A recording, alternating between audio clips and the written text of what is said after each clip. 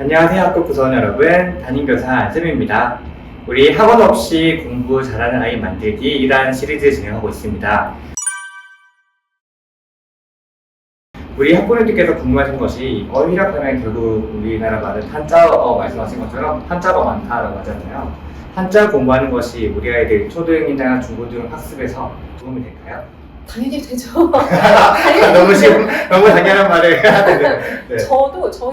저는 그냥 딸이 둘 있는데, 저희 큰애는 일체 집에서 뭐 한글도 가르쳐 본 적이 없어요. 제가 교사지만 아이를 한글을 안 가르쳐 본 거거든요. 근데 둘째는 저랑 같이 입학 직전에 이렇게 바짝 몇 달 했었어요. 근데 그렇게 하고 학교를 보내니까 훨씬 낫더라고요. 약간의 그 시행착오였죠. 큰 아이에서의 시행착오를 둘째 아이에서 조금 줄인 거죠. 저 큰아이도 둘째 아이도 책을 굉장히 좋아했는데 한자를 얘는 전혀 안 가르쳤어요. 네. 한 번도 이렇게 가르쳐야겠다라는 생각을 못했던 것이 좋아하고 많이 읽으니까 당연히 다 아는 줄 알았어요, 저도. 그렇게 생각할 수밖에 없죠, 부모님 입장에서. 네, 그래서 저도 뭐 독서에 대해서 그냥 많이 읽으면 좋겠지 정도로 지금 학부모님들 생각하시는 것처럼 네. 약간 막연한 그냥 기대를 했던 것 같아요. 그냥 많이 읽고 있으니까 당연히 어려움이 안 하도 잘하겠지 이 정도로 생각했다면 둘째 때는 보면서 그건 아니구나. 조금 신경을 써야겠구나. 네, 그건 아니구나. 그래서 이 시행착오를 저는 아주 가볍게 기초한자 100자 정도를 가르쳤어요. 근데 이거를 제가 불러주면 뭐 배우라고 해서 이런 의미가 아니라 네.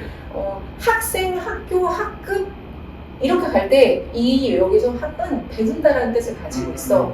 근데 이게 한자어이기 때문에 엄마가 이렇게 뜻을 알려줄 거야. 근데 이렇게 배울 학이 들어가는 말은 다 배운다라는 뜻을 일단 가지고 있는 거야. 이런 식의 가르침이었어요. 그러니까 지금도 써보라고 하면 전혀 못 써요. 근데 이렇게 가르쳤어요. 근데 이런 한자어 지도를 하는 것과 하지 않는 것은 어마어마하게 그 이해도에서 차이가 나더라고요. 그래서 교실에서도 되게 이런 부분을 이렇게 조금 짚어서 가르쳤거든요. 가정에서도 저희 아이한테 해보니까 확실히 이렇게 하는 거랑 안 하는 거랑 달랐어요. 근데 이거를 또 약간 그러면 작정하고 가르쳐야지. 네, 그래서 뭐 천자문을 떼게 하거나 네네. 한자를 일찍 시작해서 1급까지 가야 된다 이렇게 생각하시는 분도 계셨는데 실제로 아이들이 시험을 볼 때는 한자가 가로 열고 한자가 들어있는 식의 시험을 보진 않아요. 이런 시험은 이제 수능 볼 때 되어야 나오는 거죠. 국어영역 시험 칠 때. 근데 한자어를 이렇게 우리나라 말에 한자어가 굉장히 많이 들어있다는 것을 이해하는 것과 하지 않는 건 굉장히 다르겠죠. 그러니까 앉아서 작정하고 막 밑줄 쳐가면서 10번씩 써가면서 외우는 이런 식의 한자어가 아니라 그 뜻을 풀어주면서 부드럽게 접근하는 식의 그런 이해는 꼭 필요한 것 같습니다. 네. 저도 사실 초등학교 때부터 한자 공부를 해서 선생님께서 말씀하시는 부분이 어떤 영향이 있는지 충분히 공감하고 저희 구독자분들께도 말씀을 드린 적이 있는데 그런 차원에서 제가 선생님 관련 내용을 보다가 책 쓰신 걸 봤는데 네. 우선 제가 원래 가지고 있던 책 오늘 사인 받았습니다. 자랑하려고 보여드리는 거고요. 독서나 글쓰기 공부하신 분들은 이 책 정말 많은 도움 될 거예요. 실질적인 학습 방법이나 가정에서 할 수 있는 방법들이 너무 잘 나와 있고요. 이번 방금 말씀하신 한자 딱 보면 너무 학생들 재미있어 보일 것 같은 흥미와 관심이 폭발할 것 같지만 부모님께서는 저 학습만은 아니야 라고 걱정하실 수도 있는데 내용을 보시면 아이들도 좋아할만 하지만 부모님들께서 훨씬 좋아할 만한 정보들이 훨씬 많고요. 이 책에 대해서 조금 간단히 이야기 나눠보고자 합니다.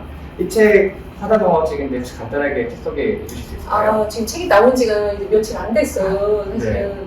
근데 작년에 그러니까 한자어를 저도 독서교육 강의를 할 때마다 제가 방송에 출연했을 때도 되게 중요합니다라고 말을 했는데 그럼 과연 이걸 어떻게 가르치고 있지? 근데 현장에서 실제로 저도 서점 가가지고 되게 많이 봤어요, 책들을. 근데 문제집 같은 그런 식의 책이 되게 많았어요. 그러니까 에피소드를 설명해주고 뭐 학습, 그러니까 만화나 뭐 간단한 글로 소개, 그 다음에 이거를 따라쓰기, 따라서 뭐 몇 번 쓰고, 그 다음에 문제 풀고.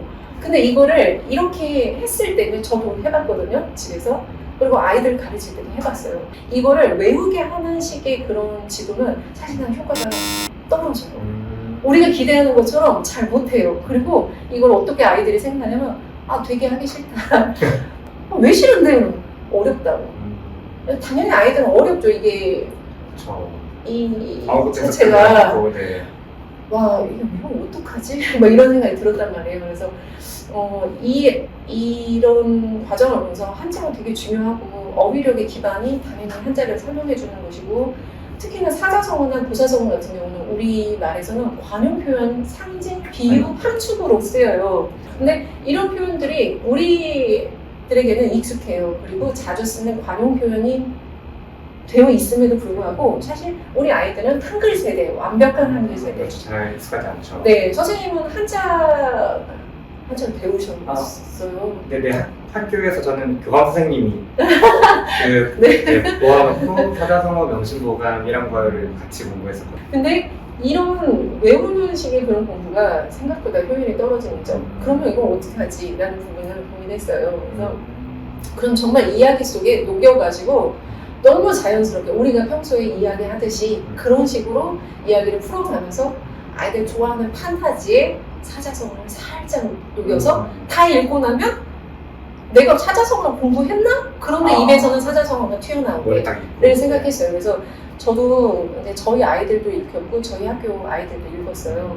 한글 세대지만 한자 교육을 안 했으니까 도대체 이걸 어떡하지? 이런 부분이 있었는데 근데 그걸 하더란 말이고 이게 그럼 우리 아이만 그런가? 네, 근데 초등학생들이 이제 초등학교 4학년, 5학년, 6학년, 뭐 3학년, 2학년, 1학년까지 다 읽으면서 말이 나오는 거죠. 양자택일 해야지. 엄마 고침감래가 뭔지 알아?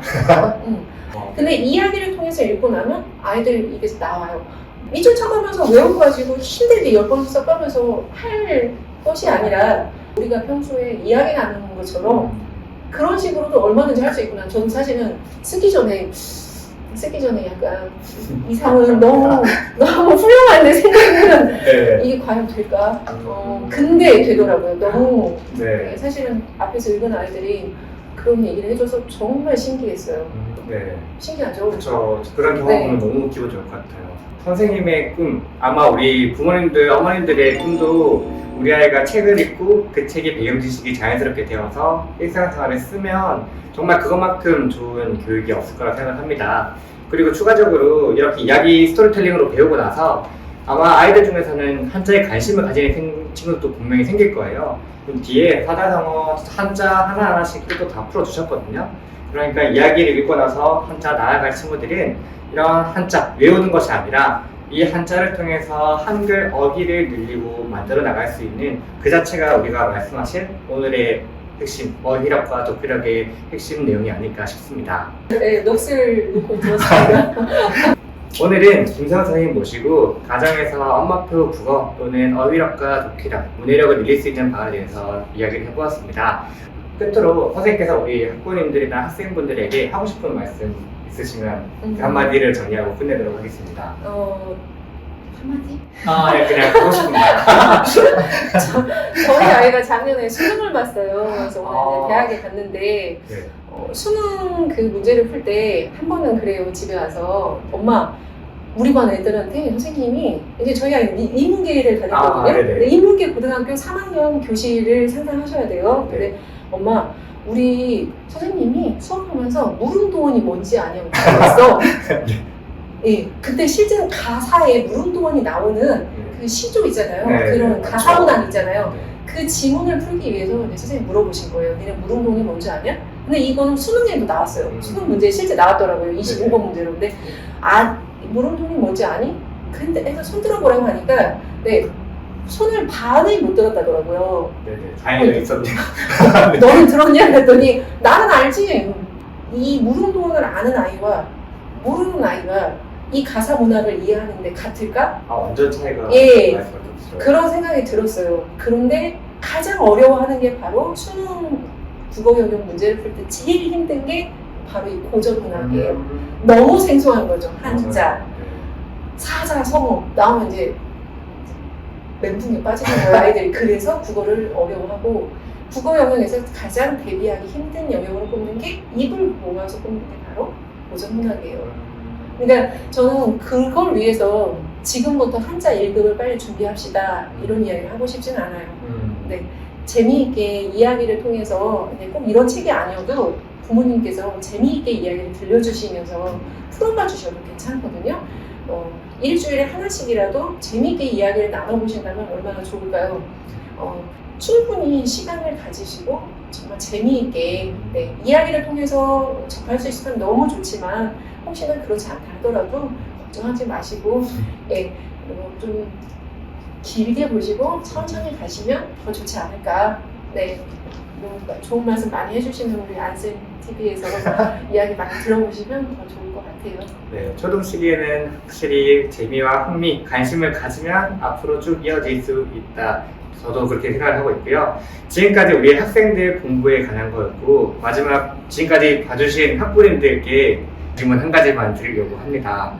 제가 그 많은 유튜브 채널에 나온 걸 봤는데 댓글에 공통적인 질문이 한 가지가 있었어요. 공개하셨는지 모르겠지만 동안의 비결이 저요? 댓글이 쫙 부모님께서 전부 동안의 비결을 궁금하더라고요. 저를 아시고요? 네. 아니면 모르시고? 뭐 다른 대형 유튜브 채널에 나오셨을 때 막 58만에 몇십만에 나오셨는데 다른 뭐 칭찬 너무 가득한데 그 중에서도 26년 차, 25년 차, 고3 자녀 이렇게 있는데 선생님 너무 그 방법에 대해서 알려달라고 하더라고요. 우리 부모님들. 너무 부끄러운데? 아니에요. 아니요, 그냥 조명이 좋은 거지. 네. 전혀 그렇지 않습니다. 아. 그냥 그런 거 없어요. 제가 너무 생각했던 질문을 했습니다. 네, 여기까지 인터뷰를 진행하고 우리 부모님들 엄마표 할 수 있도록 아빠표 할 수 있도록 더욱더 실질적인 공부 방법으로 찾아뵙도록 하겠습니다. 네, 감사합니다. 감사합니다.